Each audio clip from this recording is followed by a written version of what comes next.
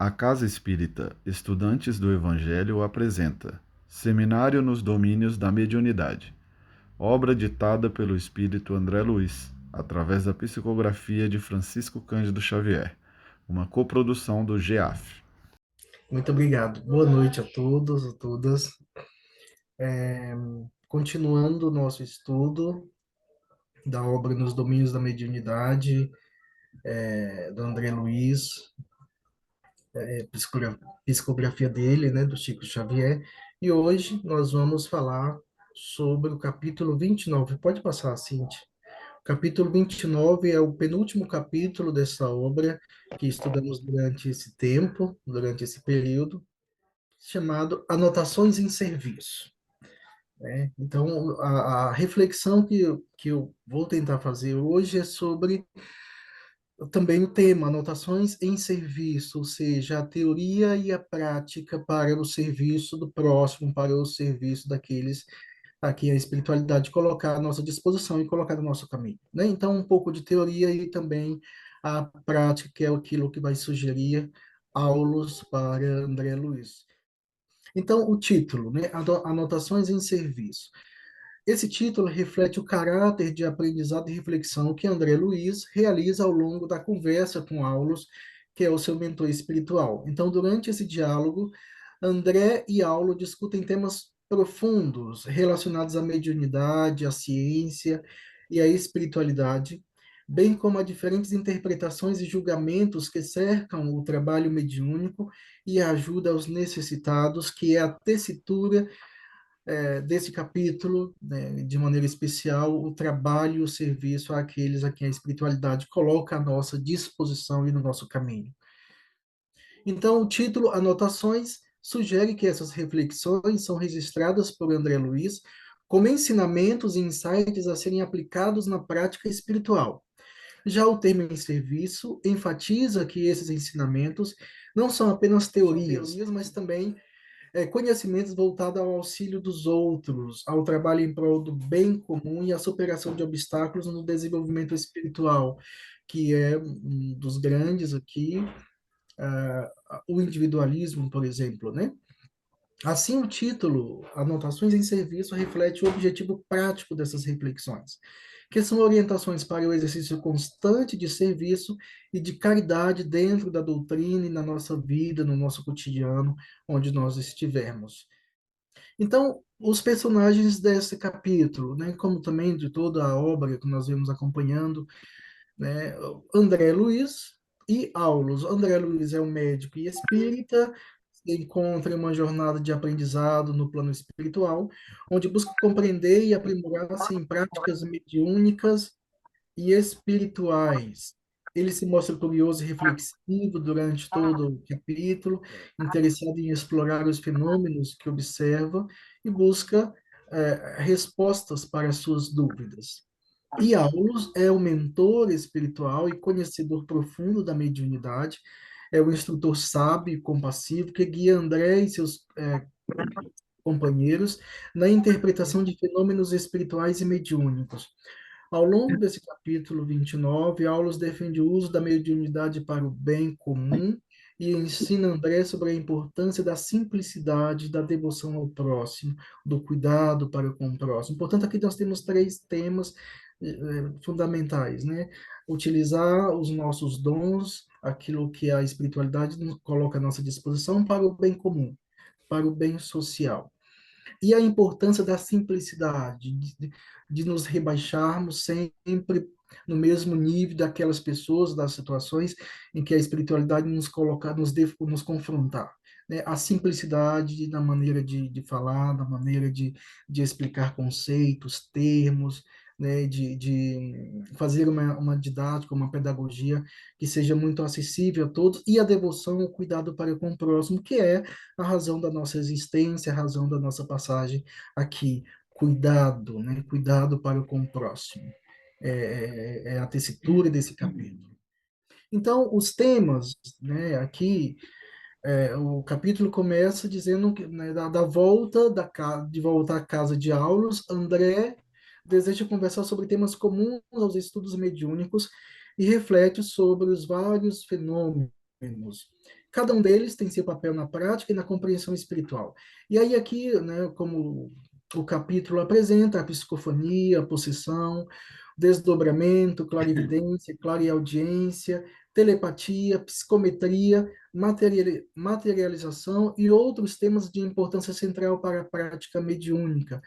E aí, a, a minha exposição é trazer um pouco, embora nós já estudemos, já vimos isso durante várias vezes nesse estudo nos domínios da mediunidade, com, né, os vários expositores desde o começo do semestre, mas eu gostaria de fazer uma pincelada, pelo menos aqui, de uma obra ou de, né, de alguma passagem que seja que clarifique um pouco o conceito de maneira muito simples, né, daquilo que Aulos e Andrés vão expor e fazer uma certa crítica também aqui aos conceitos e aos médiums.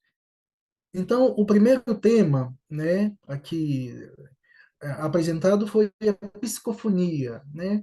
É uma comunicação mediúnica em que um espírito fala através do médium, utilizando suas cordas vocais para transmitir uma mensagem, que é muito comum nas sessões mediúnicas, né? E aí, segundo Kardec, no livro O Livro dos Médiuns, a obra base, a psicofonia, também chamada de mediunidade falante, é um dos processos mais comuns da mediunidade e ocorre quando o espírito comunicante transmite sua mensagem utilizando o aparelho fonador do médium. Essa comunicação é, em geral, espontânea e depende da sintonia e da afinidade entre o espírito e o médium. Então, essa é a mais comum, uma das mais comuns.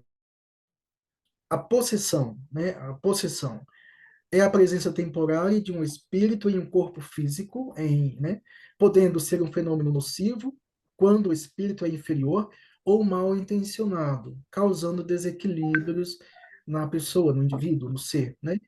No livro Nos Domínios da Mediunidade, que nós estamos estudando, o André Luiz, através de Chico, descreve o seguinte, na página 42. A possessão espiritual é uma situação que ocorre quando um espírito invade temporariamente o campo psíquico do encarnado, dominando suas percepções e movimentos. A possessão pode ser sutil ou violenta, mas em todos os casos exige a ação de amparo e esclarecimento, tanto para o possuído quanto para o espírito invasor, que por vezes encontra-se em sofrimento. Essa, então, a possessão pode ser, como o texto está apresentando, pode ser nociva, né, dependendo da intenção do espírito, dependendo do grau de maturidade, de desenvolvimento espiritual que ele está, pode ser nocivo ou não, né, causando, então, certos desequilíbrios para o encarnado, para a pessoa.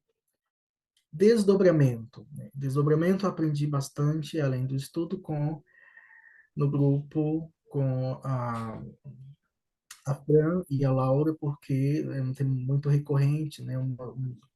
Uma parte da mediunidade de algumas pessoas, que é o processo no qual o espírito de uma pessoa, durante o sono ou em estados específicos ao sono, se desliga parcialmente do corpo físico e pode viajar para locais e planos espirituais, onde a espiritualidade lhe convier.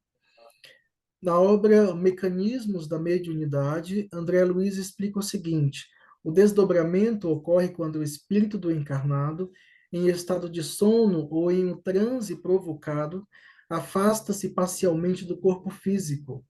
Esse afastamento permite que o espírito se locomova em regiões espirituais para aprendizagens ou tarefas específicas, como eu disse, a depender, né, da necessidade e da espiritualidade para onde será encaminhado, direcionado o espírito, né, nesse estado de desdobramento, a trabalho, a visita, alguma orientação, aprendizado, a depender, né, daquilo que a espiritualidade necessita que o espírito faça. A clarividência e a clareaudiência. Eu trouxe os dois no mesmo slide, porque é a capacidade mediúnica de visualizar eventos ou entidades espirituais que estão fora do campo visual físico como cenas passadas, o espírito, situações acontecidas anteriormente, né? A clarividência. E a clareaudiência é a habilidade de ouvir sons, vozes ou ruídos que podem ser percebidos pelos ouvidos fenômenos espirituais. Tem uma obra que, quando eu estudava anteriormente, para preparação, o título é Vendo Visões e Ouvindo Vozes, ou ouvindo, é, vendo vozes e ouvindo visões, porque na clareaudiência há essa mescla, se você, né, essa certa confusão de estar ouvindo ou se você está vendo, porque os sentidos aqui, eles se brincam, né? Ouvindo visões e vendo vozes. Esse é o título do livro em inglês. E aí Kardec diz o seguinte sobre esse fenômeno da clarividência e da clareaudiência. São percepções que ultrapassam os sentidos físicos, portanto, eles se confundem, né? Tanto a clarividência, essa capacidade visual, quanto a clareaudiência dos sentidos todos, eles ultrapassam os sentidos físicos, permitindo ao médium captar cenas, sons e vozes do plano espiritual. Portanto, ultrapassa, transcende aquilo que é meramente físico, né? A clarividência se refere à visão espiritual de eventos passados, presentes ou futuros, enquanto a clareaudiência é a capacidade de ouvir mensagens espirituais. Portanto, transcende as nossas percepções sensoriais. Forças curativas. Forças curativas são energias espirituais canalizadas através de médiums, né, para a cura física ou espiritual de pessoas necessitadas, através de passes e imposições de mãos, né? Forças curativas, então, por meio de passes, né, imposição das mãos, que também é muito comum, uma prática caritativa de serviço muito comum e bastante efetiva. Emmanuel, espírito que se comunica, né, que trabalhou com Chico através de Chico Xavier, discorre sobre as forças curativas na obra O Consolador. Ele diz o seguinte: as forças curativas são energias espirituais que os médiuns podem canalizar para a cura de doenças físicas ou espirituais. Esse fenômeno ocorre através da vontade e do amor, elementos essenciais na prática do passe, em que o médium se torna um canal de energia para beneficiar os necessitados.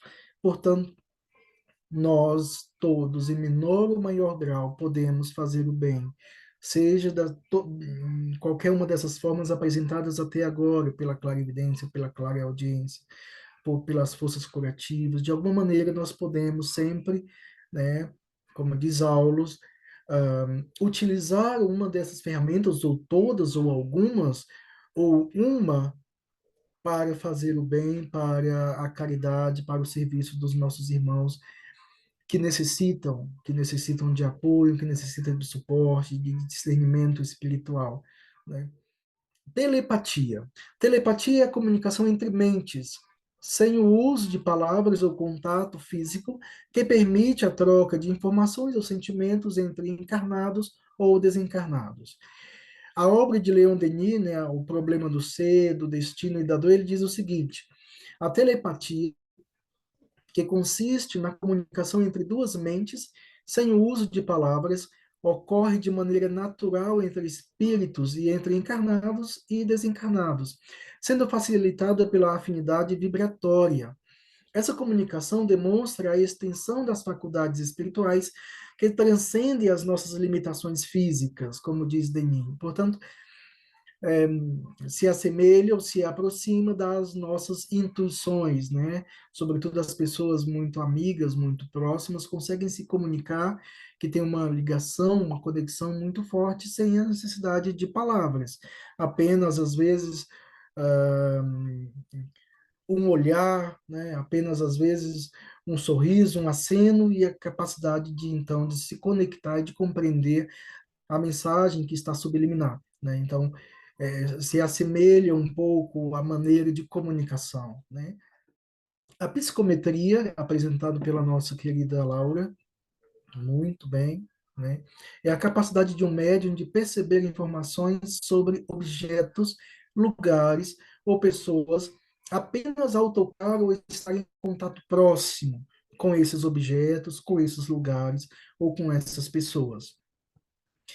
No livro dos médiuns, Kardec aborda o fenômeno da psicometria da seguinte maneira: que ela é uma habilidade especial de alguns médiums que conseguem captar informações sobre um objeto ou lugar apenas ao tocá-lo. Essa percepção pode revelar fatos históricos e a energia impregnada no objeto, oferecendo insights sobre o passado deste objeto, ou deste lugar, ou desta pessoa, como bem apresentou, como eu disse, a Laura em algumas semanas anteriores, trouxe exemplos magníficos sobre a psicometria, né? A materialização, fenômeno em que o espírito utiliza ectoplasma para criar uma forma visível ou tangível no plano físico, permitindo que seja visto ou tocado por pessoas encarnadas. André Luiz, nessa obra que nós estamos estudando, na página 88, diz o seguinte: a materialização ocorre com o uso de ectoplasma, uma substância extraída do organismo do médium que possibilita que os espíritos se manifestem de forma visível e tangível. Essa manifestação permite que encarnados e desencarnados interajam fisicamente, promovendo consolo e ensino. Nós vimos na semana passada com a Maria Hermínia apresentando de maneira também magnífica sobre esta cena, né, no hospital.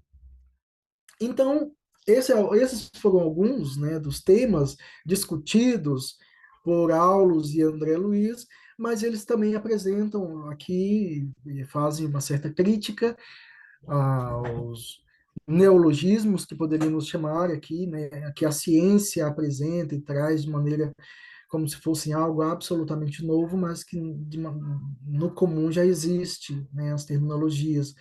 E aí, frequentemente dificultam o entendimento desses conceitos, como a sensibilidade oculta, né, chamada de criptestesia, o conhecimento sem sentidos físicos, de metagnomia, né, são conceitos muito distantes, né, muito difíceis e às vezes desnecessários, como diz aqui André,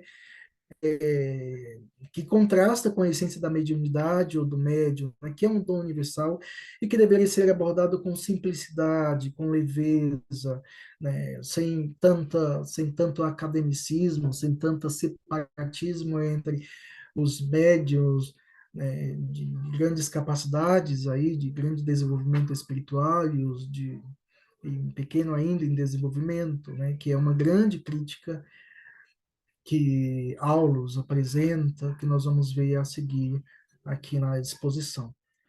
E aí, aqui tem, né, que é a metapsiquista, os metapsiquistas, que eles chamam, né?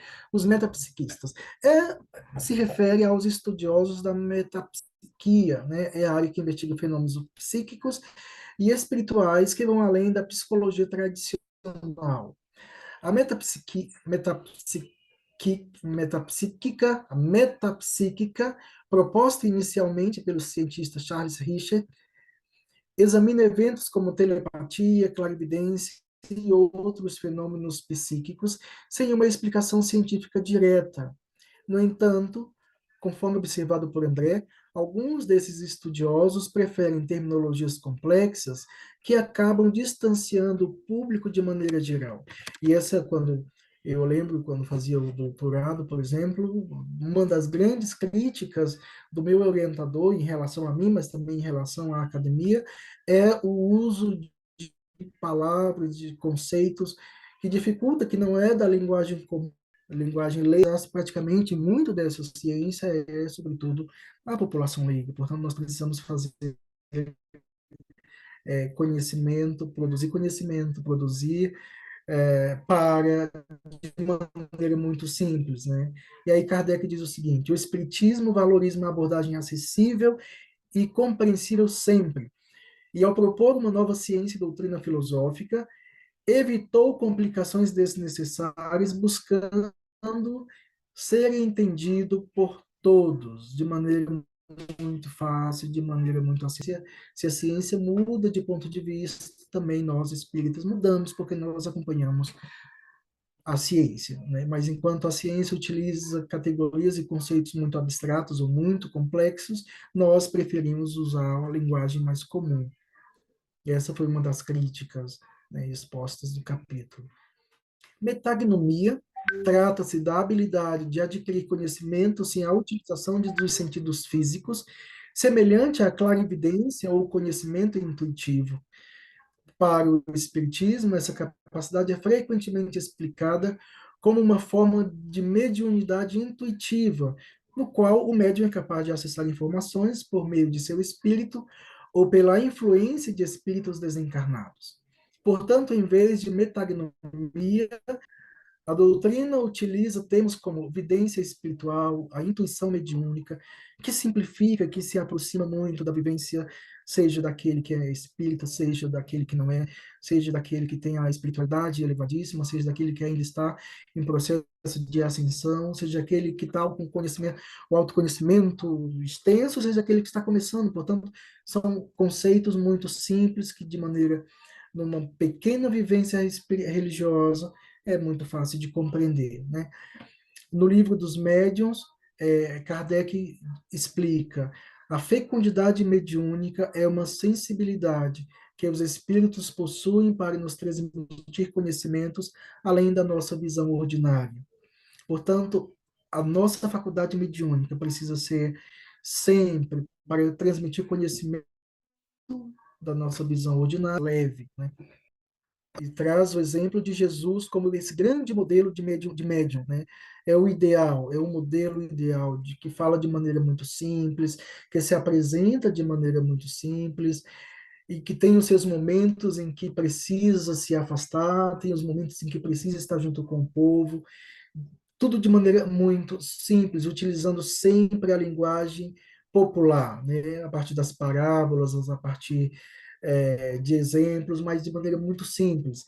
E aí, Aulus, observando a reflexão crítica de André, explica que a mediunidade é um patrimônio de todos, né? E aí é um saber comum aqui entre nós, mas que cada pessoa ou grupo a expressa e entende de acordo com sua própria visão e a sua própria vivência espiritual.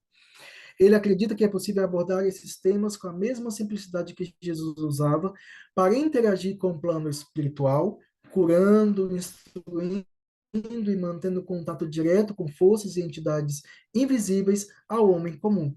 Portanto, Jesus interagia com o plano espiritual de maneira direta e simples, né? E aí, se nós pegarmos os exemplos bíblicos de Jesus, quando se retira para falar, né, para fazer os seus momentos de oração, de reflexão, a linguagem que ele utiliza para falar com a espiritualidade superior, com o Pai Eterno, é muito simples, né? Linguagem muito simples, maneira de pedir, né? De se colocar, de apresentar a sua, as suas necessidades, os seus problemas puramente humanos, puramente comuns à humanidade, fala de maneira muito simples, e embora sendo, né, o Salvador, como podemos chamá-lo. Então, Jesus demonstra uma conexão natural e profunda com forças e entidades espirituais, realizando atos de cura, ensinamento e orientação espiritual. A abordagem de Jesus era marcada por uma simplicidade acessível, que permitia uma interação genuína e compassiva com o plano espiritual, sempre com o objetivo de servir e ajudar. Como eu disse, podemos pegar qualquer uma das parábolas de Jesus no Novo Testamento, da parábola do semeador, alguma vivência, né, com alguém que precisa, com o cego, né, o Bartimeu, ou com alguém que a mulher é, ensanguentada, ou qualquer outra parábola, de maneira muito simples. Né, muito simples. Então, falava com o oficial do exército que precisou dele para curar o seu servo, quando para falar com a mulher samaritana na beira do poço, né, de outra população, de outra. não é exclusivo, não é exclusividade, mas é um dom comum que exige moralidade e responsabilidade para o seu desenvolvimento. Não basta apenas ter esse dom comum, mas é preciso ser moralmente e eticamente responsável, né, para o desenvolvimento e para a prática da mediunidade. A mediunidade é um patrimônio de todos. A prática mediúnica deve ser guiada por uma busca sincera para o bem e para o esclarecimento, o que reflete na posição, no pensamento de Aulus sobre a necessidade de ajudar aqueles em sofrimento, sem desprezar suas experiências, o seu passado, se é um processo reencarnatório, se ele merece ou não estar naquela situação, mas apenas ajudar, né? Se colocar à disposição. Emmanuel, através de Chico Xavier, na obra Fonte Viva, destaca a importância do amor e do serviço ao próximo como instrumentos de elevação espiritual. Não, aqui, ó, no verde. Para Emmanuel, sempre há uma responsabilidade moral no auxílio aos outros. Essa visão também reflete na resposta de Aulus à questão sobre o abandono dos médios em sofrimento ou em estado de obsessão, sugerindo que a verdadeira elevação se manifesta no serviço altruísta e não no isolamento egoísta, como é pensado por alguns, né, ou alguns grupos de pessoas ou de médiuns na comunidade. E aí, a partir daqui, eu trouxe alguns pensadores também para corroborar um pouco com esta visão, né, tanto de Kardec, de Emmanuel, de Aulus, mas do André Luiz, do ponto de vista espírita, mas alguns autores que corroboram também com essa visão de que o serviço comunitário, o serviço para o próximo, é a nossa missão mais profícua e mais necessária na atualidade. Cíntia, e aí, o primeiro aqui, os dois primeiros autores, é, Rudolf Steiner e Martin Buber, né? O Steiner era o filósofo fundador da antroposofia, que vê o desenvolvimento humano como um processo evolutivo em direção ao aprimoramento moral e espiritual, portanto, aprimoramento moral e espiritual sempre está corroborando e sempre é levado e conduzido para o bem do próximo, para o outro. Ninguém, de nenhuma maneira, faz um aprimoramento moral eh, por si mesmo ou para si mesmo, senão para a prática, para o cuidado com o outro, para se colocar à disposição como um dom gratuito no serviço, né? Essa visão se assemelha ao ensinamento de Aulo sobre a importância de não segregar aqueles que ainda estão em etapas iniciais de desenvolvimento, mas sim de guiá-los e apoiá-los no crescimento, né? Como nós vamos ver daqui a pouco, quando fala dos médios não ainda em desenvolvimento, que ainda estão no processo. Outro autor é Martin Buber. Martin Buber é um filósofo judeu racídico e ele trabalhou muito nas suas obras o ponto de vista da comunidade. Portanto, a minha ética e a minha moral bem do próximo é para a superação da dualidade eu-tu e para se tornar um nós. Portanto, o que eu faço eticamente, espiritualmente, na minha casa, no meu íntimo, reflete na comunidade, né? Então, essa divisão eu-tu tem que ser superada pela relação do respeito, relação do comunitário, que é o cuidado comunitário, como diz Martin Buber. Também esse pensamento, né, a filosofia de Buber ressoa na crítica de Aulus ao egoísmo e ao isolamento dos que buscam evitar o contato com os menos desenvolvidos espiritualmente. Pelo contrário, se eu estou evoluído, se eu estou com a espiritualidade, né, aflorada, é aí que eu preciso de colocar em cuidado, em atenção àqueles que necessitam, aos doentes, aos enfermos, aqueles a quem a espiritualidade coloca no nosso caminho. Hans Jonas, né, é o filósofo da responsabilidade, trabalhou muito sobre a responsabilidade, sobretudo na sua obra O Princípio da Responsabilidade, que a ação ética e moral é sempre guiada pelo cuidado com o futuro e com as gerações futuras, seja com o futuro planeta, seja com as gerações futuras, pessoas, crianças, né, comunidade. Então, a relação ética, a nossa moral, a nossa espiritualidade, a nossa vivência sempre precisa estar guiada para o futuro do nosso planeta, o bem comum, o cuidado de modo geral, mas também com as comunidades, com as crianças, com aqueles a quem a espiritualidade nos coloca para que nós possamos cuidar, né? Como filhos nessa encarnação, como mães, como avós.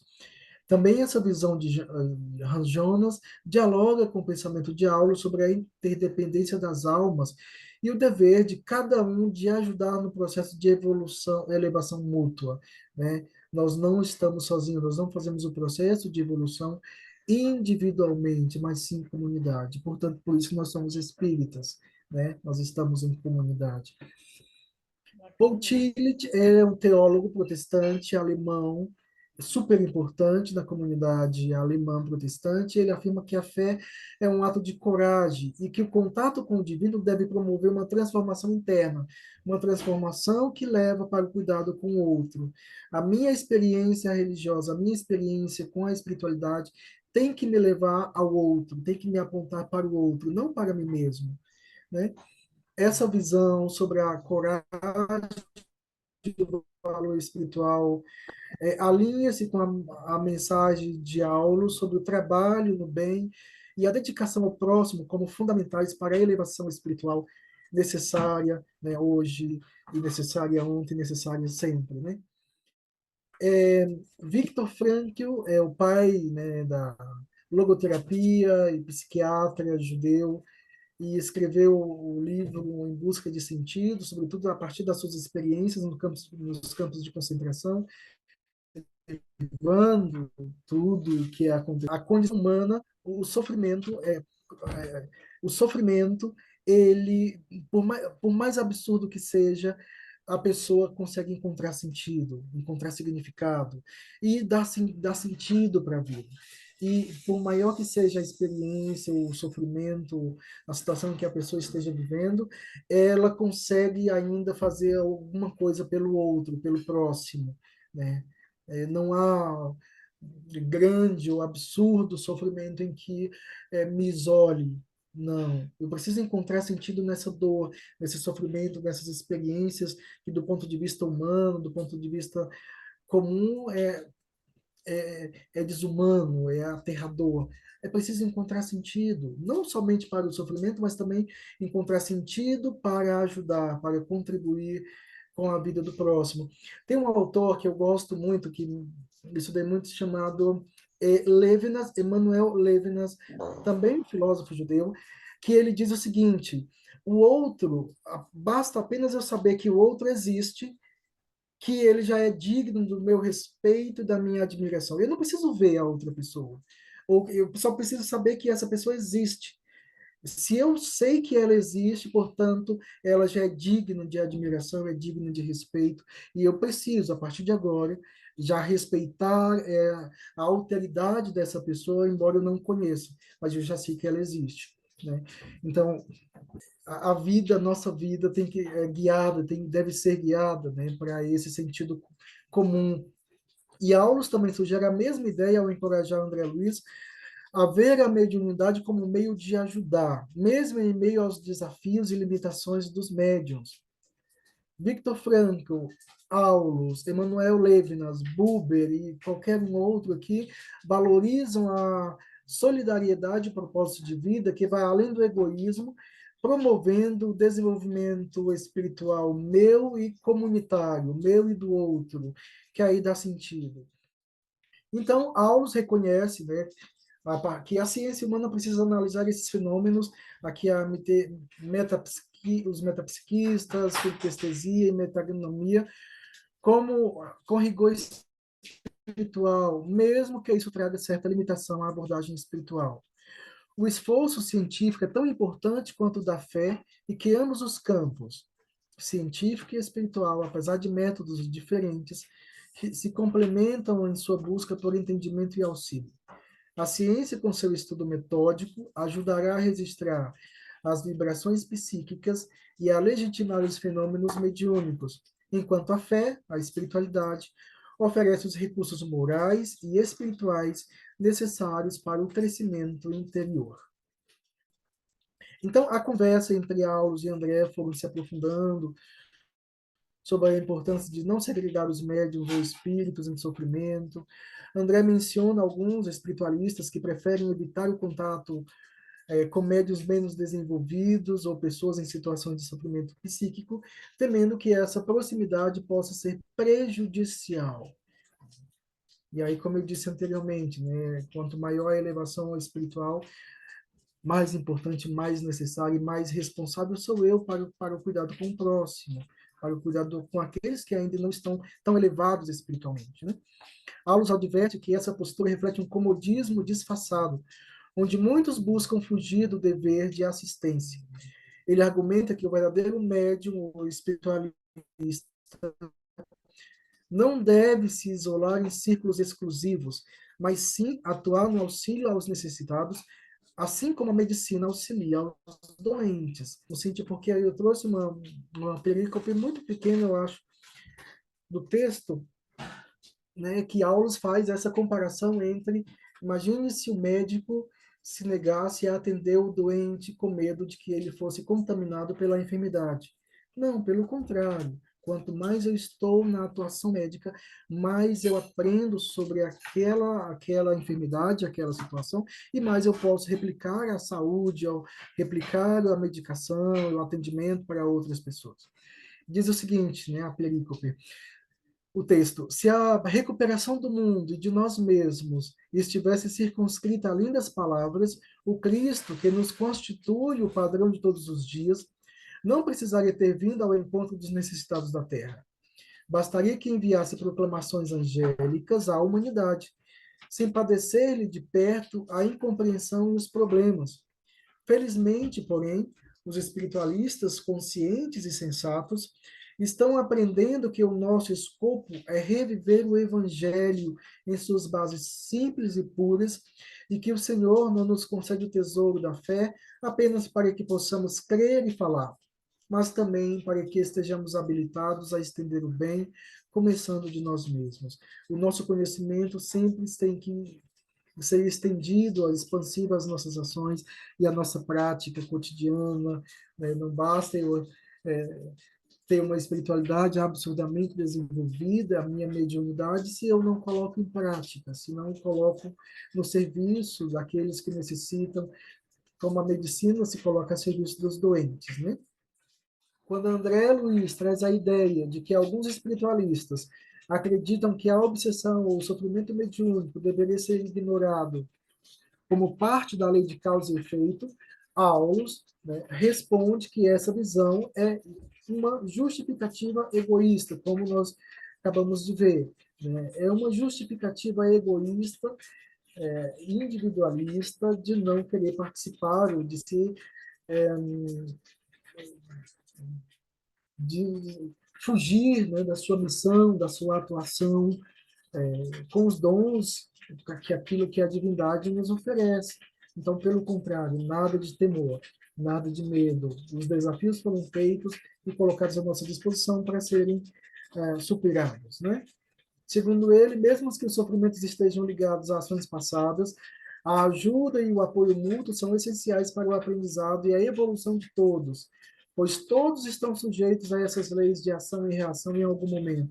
Eu não posso me eximir porque, diante de uma situação em que alguém precise de um apoio, de um suporte, daqui dos dons que a espiritualidade me colocou à disposição, pelo simples fato de dizer ou de pensar que essa pessoa está nessa situação porque está pagando, né? Ela está revivendo algo das vidas anteriores e, portanto, aqui ela não precisa de ajuda, ela precisa ter força por si mesma para superar e para reviver. Não, pelo contrário. Se a espiritualidade colocou essas pessoas, essa pessoa, essa situação diante de mim, portanto, eu preciso reagir.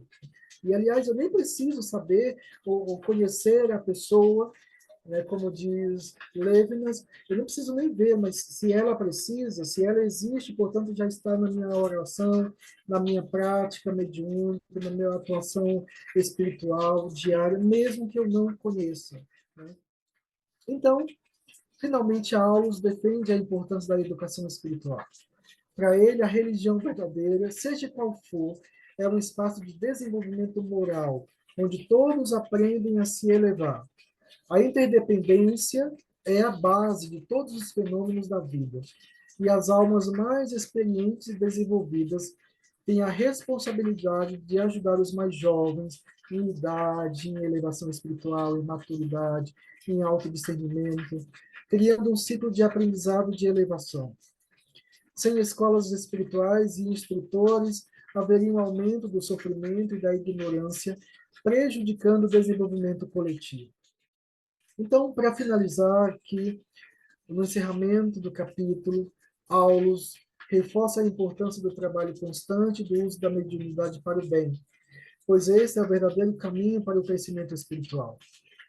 Aulus aconselha André e seus colegas a manterem o ânimo elevado, lembrando-os de que o serviço no bem é o alicerce de qualquer vitória espiritual.